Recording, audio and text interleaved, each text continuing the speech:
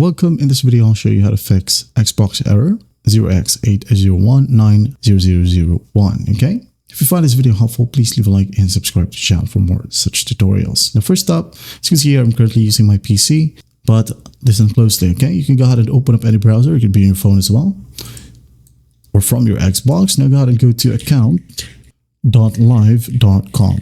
Hit on enter. Wait for it. And then here, if you'll be able to sign in at the top right, well, that means there's no problem with your Microsoft account, okay? So just basically go back to your Xbox and go to the settings section, okay?